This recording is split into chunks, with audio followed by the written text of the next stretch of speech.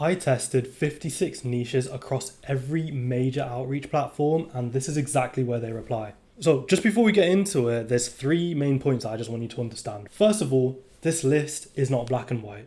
There's definitely overlap, and this is just my gut feeling. I'm going to try and go as fast as possible through these, and I'm just going to tell you like a quick one-liner on why I think that would be the best platform to outreach on them, as well as my knowledge of actually doing this myself and reaching out to these people. But some of these people, I haven't actually reached out to, but I have a good idea of where they would actually be most reachable and actually reply, so you can book them onto calls and pitch your services to them. Secondly, if you've already tested an offer and you know it works on a certain platform, please do not stop doing what works, okay? The last thing I want you to do is change your strategy because of what I'm saying here. This is really for people who have untested offers, and instead of spending months and setting up campaigns on the wrong platforms, which a lot of people do, which is really surprising because you'd think that it's obvious that, okay, gym owners hang out on Instagram, so that's where you reach out to them. But you'd be surprised at the amount of people who get it wrong and end up wasting months of their time reaching out to people on the wrong platform, trying to fix their offer, trying to fix their follow-up sequences, trying to optimize their profile, when really the fundamental problem is that they're not reaching out on the correct platform. And so what that means is that everything else is upstream from selecting the platform. If you're fishing in the wrong lake, then you're not going to catch the fish. Do you get what I mean? Like, you need to fish in the correct lake first, and then worry about the fishing rod and your line and the bait. So let's start with the first one, fitness influencers. What can you tell me about the fitness influencer model? What is it highly reliant upon? They're constantly posting their workouts. They're posting their physique. They're posting client testimonials, client transformations, before and afters, meal prep. All of that is visual, right? And so fitness influencers are highly reliant on visual platforms such as Instagram. Okay, so straight to Instagram, fitness influencers, they spend all of their time on Instagram. And if you're trying to, scale a coaching offer, a fitness coaching offer, for example, and you want to help client retention or anything like that, and you want to target fitness influencers, your best bet is to reach out to them on Instagram. Okay, gym owners are spending their time They're in the gym, managing the floor, doing the back end, maybe working in the office. Cold email would work best with these people, because when they get into the office at 6 a.m. when most gyms open, they'd be opening their email and checking it on a daily basis, and they probably check it once in the afternoon as well. So multiple cold email checks per day would be a good idea. Of course, there's overlap with cold calling as well, but I'd put it in cold email just for scalability. Makeup artists, again, visual. Makeup artists do what? They do makeup. They need to demonstrate. Their version of a testimonial isn't someone talking about how much revenue they made per month. It's actually showing the face of a bride that they did wedding makeup for. Whatever your opinion on that is irrelevant, okay? If you're trying to sign makeup artist clients, then Instagram, of course. Corporate CEOs, okay? These people are busy, but what is it that they spend? What platform do you think they spend most of their time on? I would say LinkedIn, because they're constantly trying to get new ideas, and LinkedIn is the place where a lot of founders and CEOs network, and it's public information whether someone is a founder or a CEO and what company they own, what company they manage. In my experience, there's CEOs who have 7-figure, 8-figure businesses, and they will still, if your messaging is good enough and targeted well enough and personalized, high intent, they will respond to you on LinkedIn. It's crazy how many conversations you can have with multi-millionaires on LinkedIn if your messaging is correct and you're able to actually offer them value. Agency owners, I'd say LinkedIn as well, although you could probably go cold email, but LinkedIn especially for agency owners, just because it's so easy to target them and find out, if they have employees, what kind of level of scale they're at. You can see exactly what niche they provide for, what services they provide.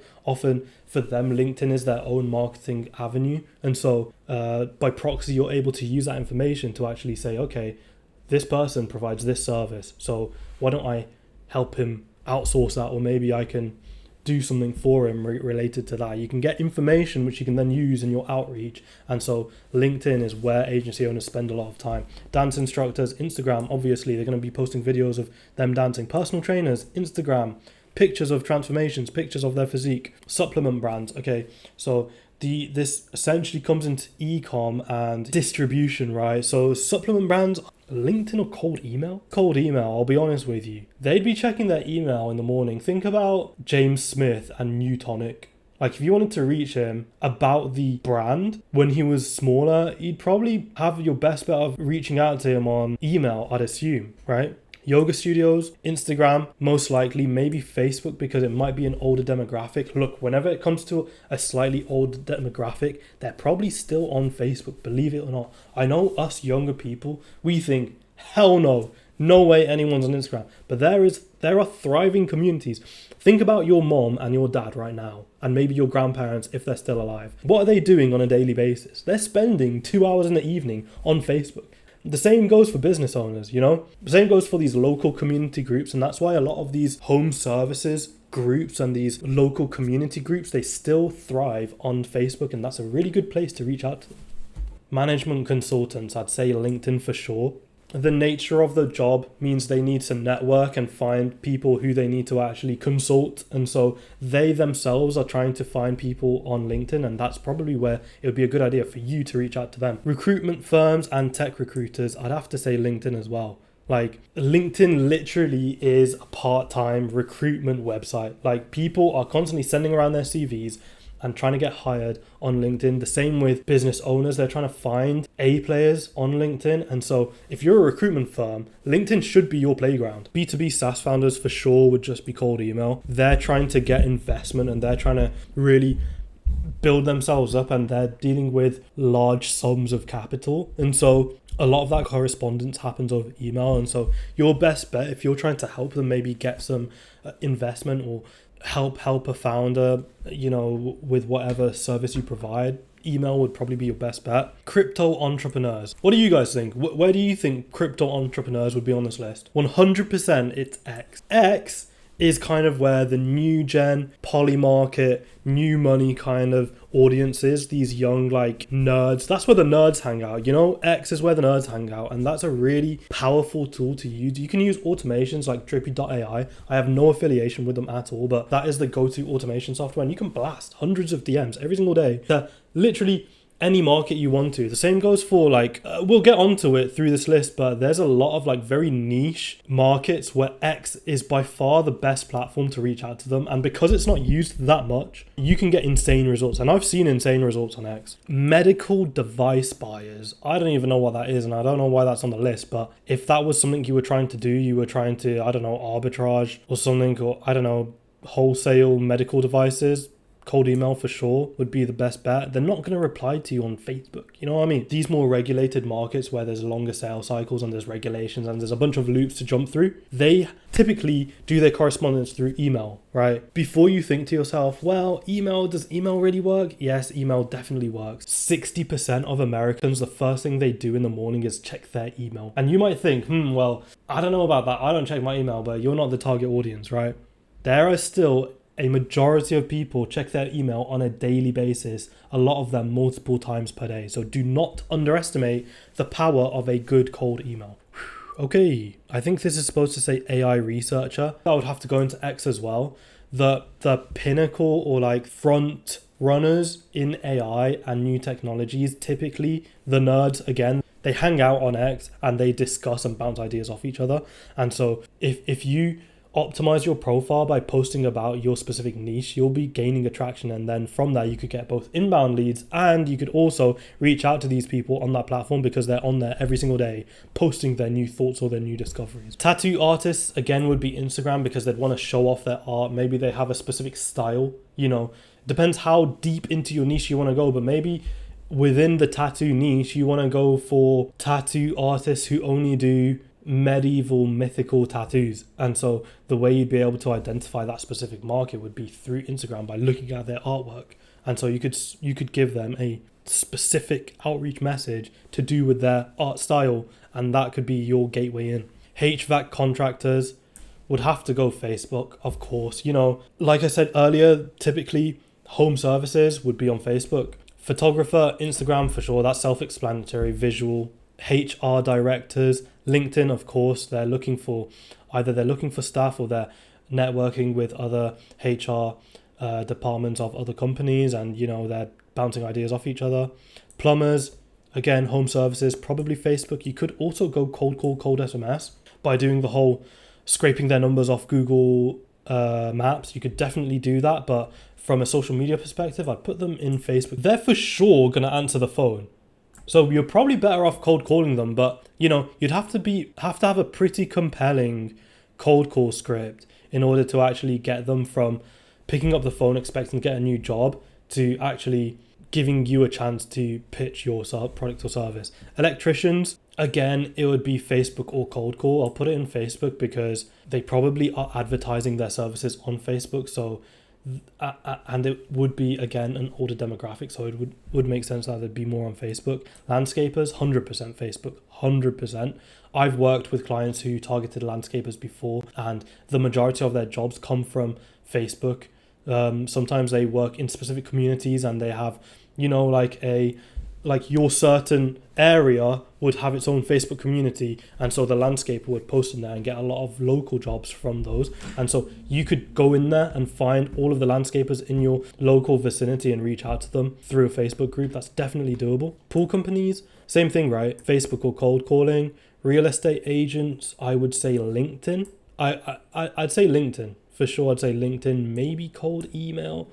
You could do cold calling as well. I've reached out to real estate agents before. A lot of them are in a different state of mind when they pick up a cold call, especially because their number, usually they're used to inquiries about properties, right?